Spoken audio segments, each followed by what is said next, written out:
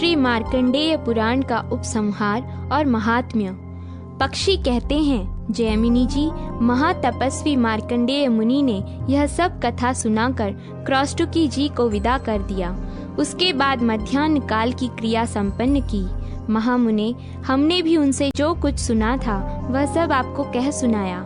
यह अनादि सिद्ध पुराण ब्रह्मा जी ने पहले मार्कंडेय मुनि को सुनाया था, वही हमने आपसे कहा है। यह पुण्यमय, पवित्र, आयुवर्धक तथा संपूर्ण कामनाओं को सिद्ध करने वाला है। जो इसका पाठ और श्रवण करते हैं वे सब पापों से मुक्त हो जाते हैं। आपने प्रारंभ में जो कई प्रश्न किए थे उसके उत्तर में हमने पिता पुत्र संवाद, ब्रह्मा जी के द्वारा रची हुई सृष्टि, मनुओं की उत्पत्ति तथा राजाओं के चरित्र सुनाए हैं। यह सब बात तो हम बता चुके। अब आप और क्या सुनना चाहते हैं? जो मनुष्य इन सब प्रसंगों का श्रवण तथा जन समुदाय में पाठ करता है वह सब पापों से मुक्त होकर ब्रह्म में लीन हो जाता है। पितामह ब्रह्मा जी ने जो 18 पुराण कहे हैं उनमें इस विख्यात मार्कंडेय पुराण को 7वां पुराण समझना चाहिए। पहला ब्रह्म पुराण, दूसरा पद्म पुराण, तीसरा विष्णु पुराण, चौथा शिव पुराण, 5वां श्रीमद् भागवत पुराण, छठा नारदीय पुराण, 7वां मार्कंडेय पुराण, 8वां अग्नि पुराण, 9वां भविष्य पुराण, 10वां ब्रह्म वेवर्त पुराण, 11वां नृसिंह पुराण, 12वां वराह पुराण, 13वां स्कंद पुराण, 14वां वामन पुराण, 15वां कूर्म पुराण, 16वां मत्स्य पुराण, 17वां गरुड़ पुराण और 18वां ब्रह्मांड पुराण माना गया है।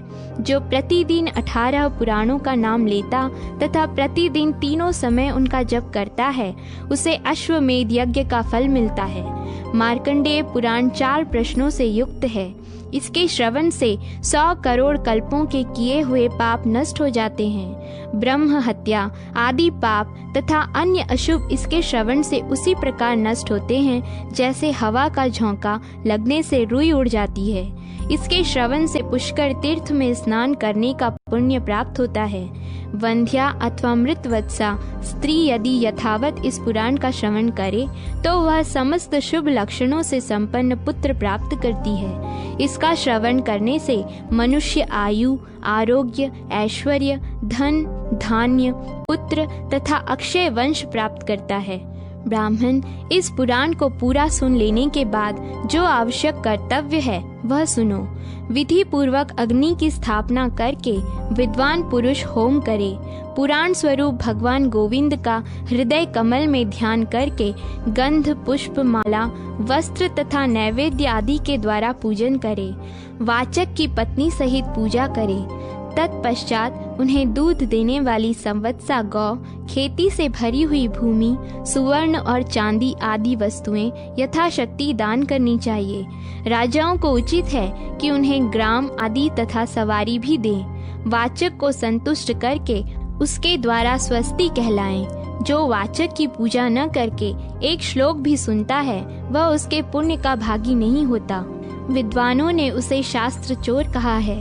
मार्कंडेय पुराण की समाप्ति पर भारी उत्सव कराएं और सब पापों से मुक्त होने के लिए दूध देने वाली गौ दान करें। साथ ही सब पत्नीक ब्राह्मण को वस्त्र, रत्न, कुंडल, अंगा, पगड़ी, ओढ़ने बिछौने आदि सहित शैया, जूता, कमंडलू, सोने की अंगूठी, सप्त धान्य, भोजन के लिए कांसे की थाली और घृत पात्र दान करें। ऐसा करने से मनुष्य कृत कृत्य हो जाता है।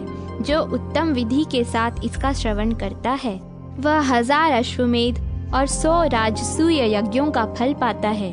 उसे न यमराज से भय होता है न नरकों से। वह मनुष्य सब पापों से मुक्त होकर कृतार्थ हो जाता है।